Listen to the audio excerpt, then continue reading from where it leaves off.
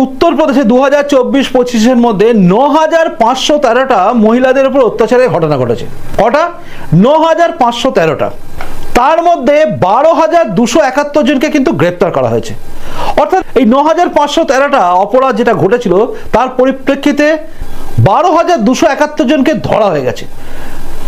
মজার ব্যাপার হচ্ছে এর মধ্যে 12 জনের মৃত্যুদণ্ডের সাজা, 987 জনের হচ্ছে যাবজ্জীবন কারাদণ্ড, 3,455 জনের হচ্ছে 10 বছরের অধিক সাজা, আর 7,817 জনের 10 বছরের নিচের সাজা।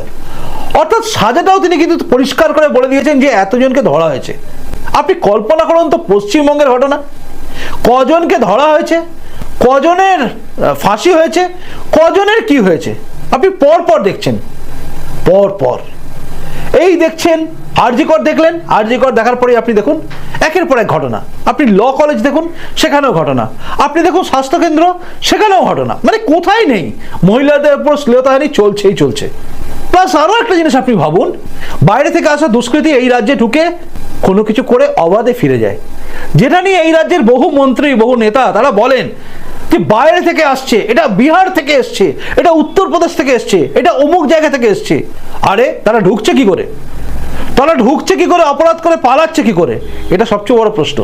এবং এই যে দুষ্কৃতীর মুখ থেকে বেরোচ্ছে কথা যে আমার ভুল হয়ে গেছে উত্তরপ্রদেশে ঢোকা, কারণ যোগী রাজ্যে ঢুকে অপরাধ করে বেরোনো খুব মুশকিল। এই যে ভয়, এই যে আতঙ্ক, এটা কিন্তু কার্যত দরকার ছিল এই রাজ্যেও। সেটা কি হয়েছে? উত্তর হচ্ছে না।